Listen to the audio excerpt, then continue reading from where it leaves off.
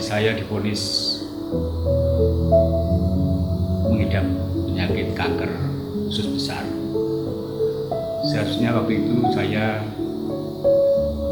melakukan operasi dengan memotong hampir semua usus besar saya, karena kanker ini ternyata sudah menyebar di usus besar saya.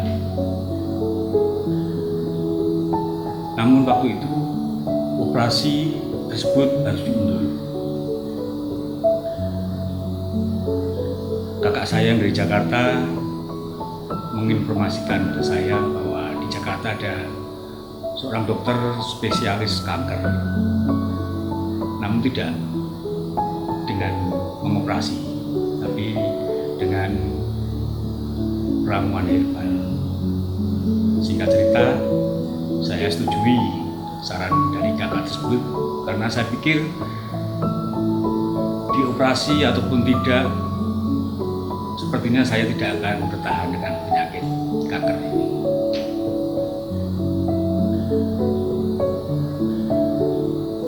Sakit kanker yang saya rasakan ini sungguh luar biasa rasanya.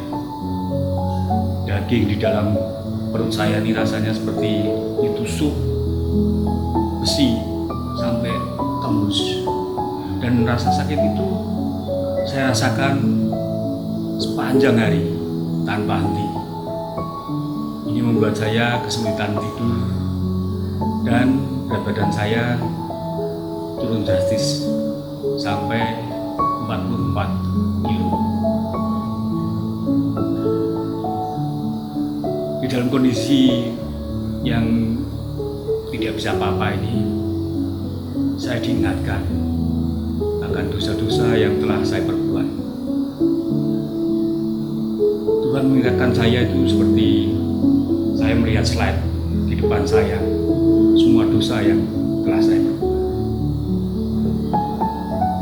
Sehingga saya sepanjang hari memohon ampun atas dosa yang telah saya perbuat.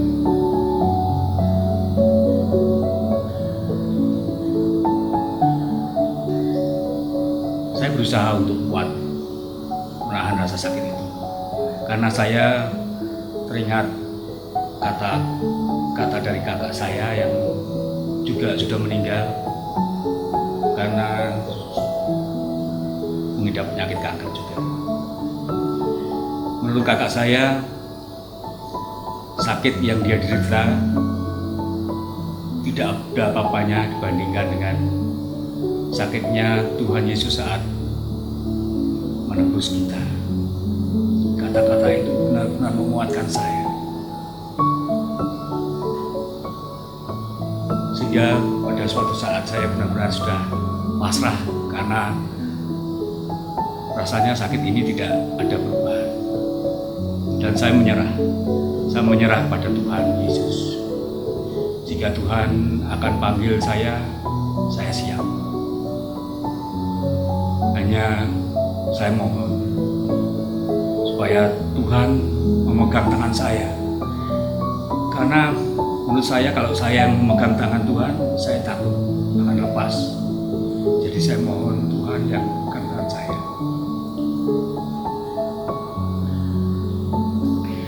Dalam kondisi tidak berdaya tersebut, saya semakin intens berdoa pada Tuhan dan berbicara pada Tuhan, memohon pengampunannya. Dan pada akhirnya saya bisa menikmati rasa sakit tersebut, rasa sakit yang luar biasa tersebut bisa saya nikmati, sehingga saya semakin hari semakin banyak berdoa dan mulai membaca Alkitab.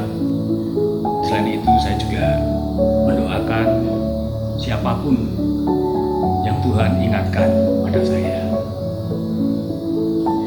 Dan pada suatu ketika saya mengalami hal yang luar biasa, karena saya mendengar suara yang sangat jelas. Suara itu seperti ada di telinga saya, dan saya yakin itu suara Tuhan. Yang saya dengar adalah jangan engkau tidak percaya.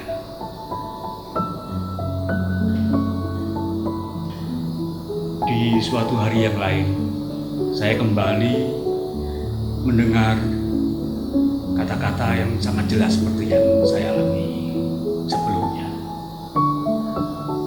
Dan saat itu yang saya dengar adalah layani aku. Saya bingung dan saya bertanya, saya harus melayani bagaimana dengan keadaan tubuh saat itu. Tapi kata-kata itu yang tetap saya dengar, sehingga saya berusaha untuk taat. Dan sungguh luar biasa, saya mendapat karunia dari Tuhan. Saya diizinkan untuk sembuh setelah saya menjalani pengobatan selama 6 tahun. Ada pengalaman menarik sewaktu saya menjadi majelis. Pada suatu waktu ada warga yang menuduh saya melakukan sesuatu hal yang sama sekali tidak saya lakukan. Itu membuat saya kecewa dan saya patah semangat untuk aktif di dalam gereja. Beberapa hari kemudian saya sakit perut dengan suhu badan yang tinggi, sehingga saya harus dirawat di rumah sakit. Sampai hari keempat dari hasil lab, dokter belum bisa menyimpulkan penyakit apa yang saya derita saat itu. Saya teringat pada hari itu saya dibesuk oleh Pak Gadiono almarhum. Beliau mendoakan saya, dan saat beliau pulang, saat saya sedang akan beristirahat, saya kembali mendengar suara yang sangat jelas. Yang saya dengar adalah, layani aku, jangan lihat orang lain. Saya benar-benar tersentak waktu itu. Saya sadar saya telah melakukan kesalahan, dan saya menangis. Saya mohon ampun pada Tuhan. Dan saya mengalami sesuatu yang ajaib. Seketika saat itu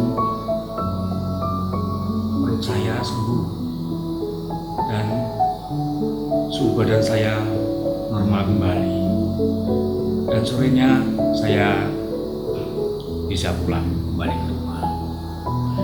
Beberapa tahun belakangan ini saya menyadari betapa dahsyatnya Tuhan menolong dan menyelamatkan saya. Saya sungguh bersyukur dengan sakit yang Tuhan izinkan saya terima.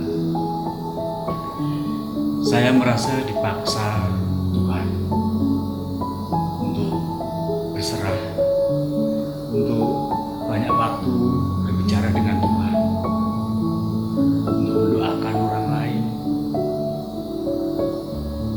dan untuk merasakan hubungan dengan Tuhan. Saya menyadari tanpa paksaan dari Tuhan tersebut, saya yakin saya tidak akan selamat. Dan waktu saya dipanggil nanti, saya tidak tahu saya pulang kemana.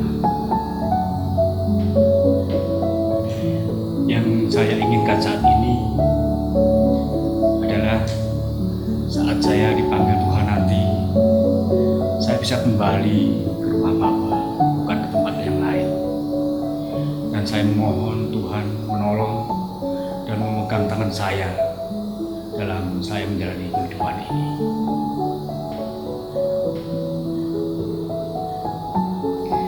Ini ceritaku dan dirinya. Bagaimana dengan Anda? Tuhan memberkati.